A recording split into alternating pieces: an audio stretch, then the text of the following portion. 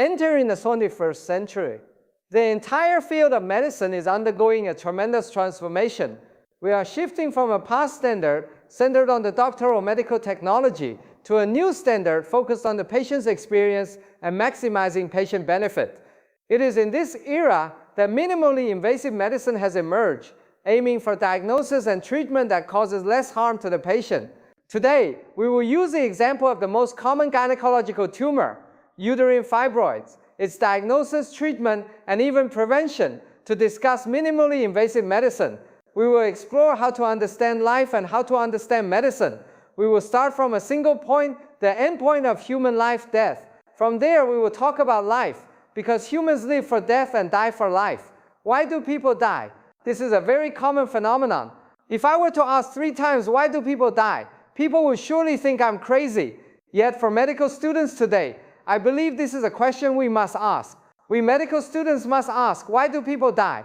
Because death is the guiding point of our entire life cycle. Through death, we observe the laws of life, and then again, look at where life comes from. Only by understanding our own life and death well, can we truly understand the laws of human growth, development, and aging. Only then can we properly understand what is health and what is disease. And only then can we truly practice medicine well. Cosmologists speak of the existence of wormholes and parallel universes.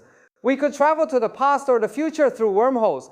Because parallel universes exist, there are parallel lives within them. That is, in another world, there is also a Wang Zhibiao. And today's lecture scene also exists in another world. So we can boldly consider that perhaps our human life truly exists across different space-times. There is a past life, a present life, and a future life. Let's look at what we actually come from. We come from 2 cells destined to die. Look at sperm and egg. If they do not meet, they live at most 48 to 72 hours. But once they combine, they form a tremendous vitality, a life force. Driven by this life force, it can live for over 30,000 days. But it still must die. This is our past life. One can imagine 2 dying cells come together and come to life. Coming together, they form a zygote. Then from the zygote, inside the zona pellucida, it eventually develops into a late blastocyst. This is one space-time. Why? Because when we emerge from the zona pellucida, if we observe carefully, it is a very intelligent behavior. It needs to select an area, make an opening in the zona pellucida, then change shape and crawl out like an amoeba. This is very complex behavior. It must be intelligent. If it doesn't crawl out of the zona pellucida, it will die. It will die of old age. This is the first space-time. After crawling out, it seeks development within the endometrium. It seeks an implantation site and develops preparations for implantation. When it begins to implant, if it fails to implant or complete nidation, it will die. This is our second space-time. After successful nidation, it builds blood pools and placenta within the endometrium, allowing itself to develop. We have all experienced this. We are the most wonderful, most capable architects. After building, we develop. We can be seen sucking our thumbs, thinking, what's life? We imagine. Then at full term, what happens? We crawl out of our mother's womb. If we don't crawl out, after 40 weeks, 280 days, what happens? We die of old age. As an obstetrician gynecologist, I have seen that babies born after 42 weeks look old, appearing aged and decrepit. This is the third space-time. Emerging from the mother's womb, we actually enter the fourth space-time of our lives. Our first cry marks the beginning of this space-time. We grow from a little girl or boy into a beautiful woman or man. Then we age, and finally we die. We accept our fourth space-time. Looking back at the first 4 space-times, our physical body is continuous, but are our thoughts, our life force, continuous? How are they continuous? Are they intermittent yet continuous? We don't know. Let's look at the butterfly. The butterfly egg can be likened to our zygote. The butterfly develops and hatches from the egg, becoming a larva. It eats leaves voraciously, trying desperately to grow. Some butterfly larvae can grow 2,000 times their original size after hatching. Then what? It forms a chrysalis. If it doesn't emerge from the chrysalis, it will certainly die. But after emerging, it becomes an adult, able to fly, entering its fourth space-time. Do we have a fifth space-time? After our information and matter die, where do they go? Do they just end? No. I firmly believe we have a fifth space-time. The structure of our life is merely space-time evolving, like from the solar system to the atom, our information will continue. Just as our soul still ripples through the universe, we will research this. Today, facing our medical students, I want to inspire everyone to research the space-times of life, the 4 space-times of humans, where we will go in the future and where we come from. I hope some of us will ponder these questions. By thinking about these, our understanding of life and death becomes different. Our understanding of the laws governing our 30,000 plus days becomes different. Our understanding of health and disease becomes different. Only then can we truly know what we, doctors, should do. Let's see how textbooks answer. Textbooks say, what's life? A living organism is a complex organic entity. A living organism can acquire and use energy. It can grow and develop. It can inherit traits and exhibit variation. It can reproduce. It can adapt to the external environment and react to it. Listen, this is what textbooks outline. This is life, but think carefully. What's life? These only discuss phenomena. What lies behind these phenomena? Are these phenomena even correct? Let's see. Life is green. Yes, green represents life.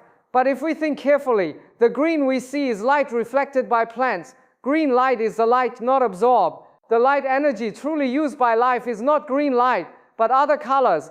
For green organisms, the green we see representing life is an illusion. The essence of utilizing light is not using green light. So phenomena and essence are separate.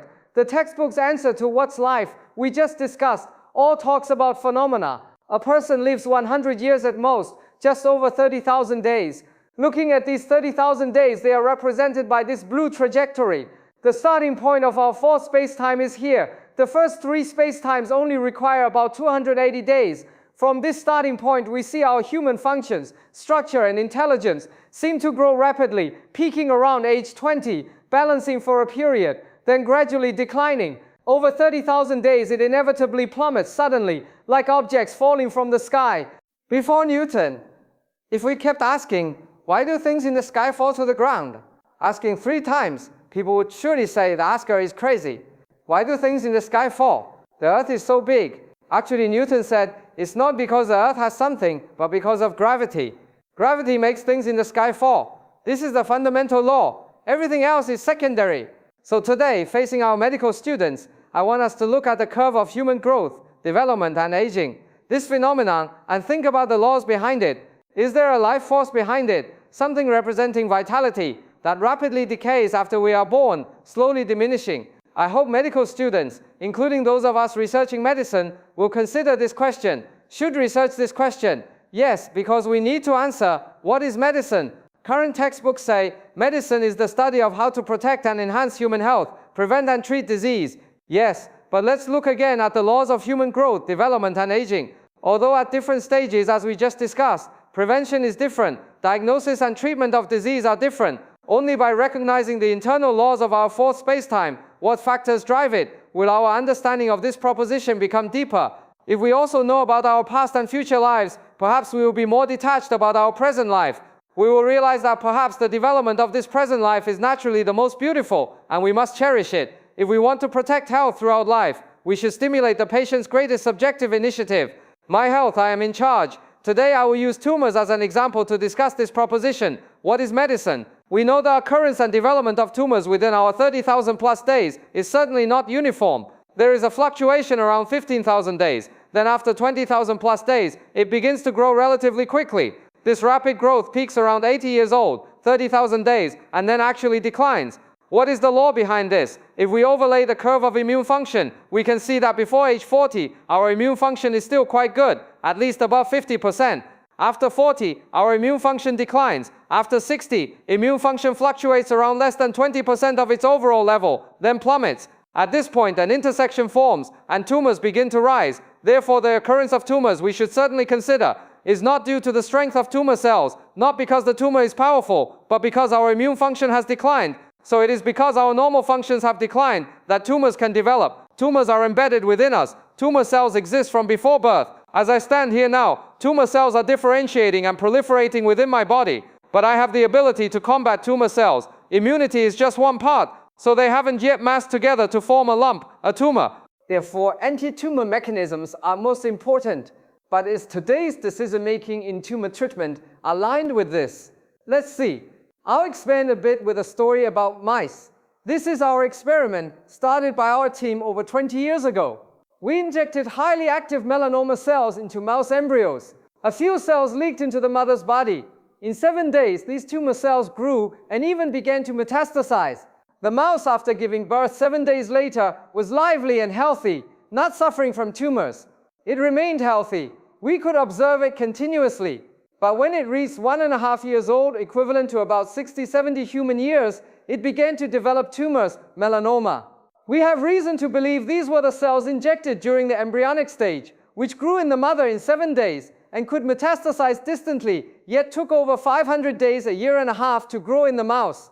Earlier, we discussed understanding life. These are laws of life, one layer deeper than surface phenomena. Thinking about it, when we explain it, we realize, actually, whether a tumor occurs or not truly hinges on its own anti-tumor mechanisms. Are they preserved or sharply declining? A sharp decline leads to growth. If we allow them to be maintained continuously or decline slowly, perhaps the tumor incidence rate would be lower. After 80, maybe tumors wouldn't grow. Look at today's medicine. Looking back over 400 years, we see Western medicine flourishing because it closely linked with natural sciences. The human body is too complex, so modern science said, let's break it down. Break it into tissues, organs, cells, subcellular structures, and later even down to the molecular level. Thus, Western medicine flourished over these 400 years. We saw much evidence. But today, we suddenly find Western medicine has problems. We only see the parts, we neglect the whole. We see organs, but we neglect the value of life. We have many treatment methods, but we see that perhaps we are damaging life. And our traditional Chinese medicine, with 5,000 years of culture, especially the concept of supporting the healthy qi and eliminating the pathogenic factors, we now see its value, truly supporting the healthy qi and eliminating pathogens. From the mouse experiment we just saw, if we truly allow the healthy qi to persist, will disease still come? It will certainly develop according to this law. So today, looking at our medicine, from over 400 years ago, we saw the advent of anatomy.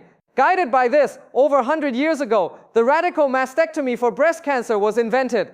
We could completely remove the breast, even clear surrounding lymph nodes. This was a great invention. Invented in 1894. By 1994, Matushka said, "My breast was removed, but as a woman, I am gone." She published a self-portrait on the cover of Time magazine, wanting to tell medicine, even if I have breast cancer, can my breast be preserved? Our patients are crying out. Humanity needs to protect organs. To cherish life and respect life should start with respecting organs. Yes. Looking further, from the proposal of cytology, we developed topology. We use microscopes to look at cells to judge if they are benign or malignant. This gave birth to chemotherapy and radiotherapy, remarkable technologies. But today, when widely applied, we know chemotherapy is poison. And radiotherapy, do you know, like after the atomic bombings of Japan, it brought radioactive problems for 1 or 2 generations. Think about it. Today's widely used surgery, chemotherapy and radiotherapy, while treating disease, also bring harm. Sometimes this harm is enormous. Occasionally, medicine overlooks this. Is medicine acting according to our rules? Yet, what is the instinct of medicine? It should return to patient needs, patient benefit. Molecular biology has gone even further to an extreme. Today's gene therapy, immunotherapy, do they have merit? Absolutely. So we should truly utilize their effective aspects while discarding their side effects. This balance is difficult to grasp. Let's look. Actually, 100 years ago, as surgery was developing, a great doctor, William Osler, said, "The lack of historical insight, the rupture between science and humanities, the alienation of technological progress from humanism, these leave us perplexed about the direction of modern medicine. Medicine is indeed progressing, but the true frame of reference, the standard of progress, is maximizing patient benefit." So William Osler also said, "A truly great doctor considers the patient's benefit. Disease is a war between the human body and pathogenic factors. Actually, falling ill is not passive. It is the human body's active response to pathogenic factors. Like when a child has a fever, adults anxiously give fever-reducing injections. Actually, fever is a necessary path for a child to build immunity. The cause of fever is often pathogens. Pathogens enter the body, stimulating the child to produce immunity against them, gradually building it up. So we should view a child's fever as a natural process, or mostly a natural process.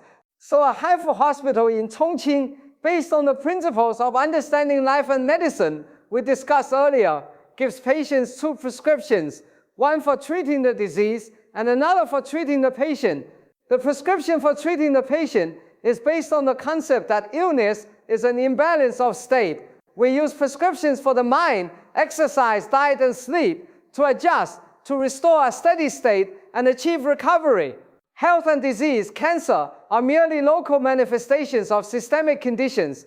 Don't panic because of cancer. Disease is a state where the harmonious balance of physiological, psychological, social, and behavioral factors is disrupted. Both health and disease are self-organized states of the body.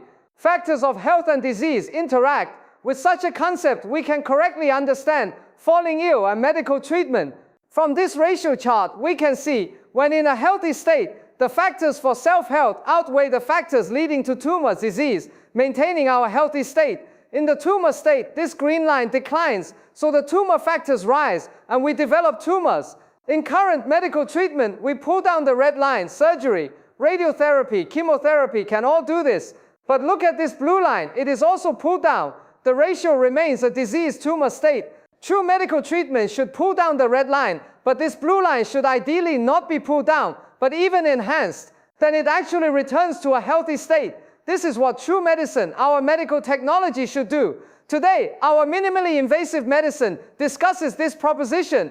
The goal of minimally invasive medicine is to pull down disease factors while supporting and enhancing healthy factors. Supporting the healthy qi and eliminating pathogens is the true guiding principle. Under this guiding principle, we ensure diagnosis and treatment cause less harm to the patient. Simultaneously, diagnosis and treatment causing less harm to the patient is also the essence of minimally invasive medicine.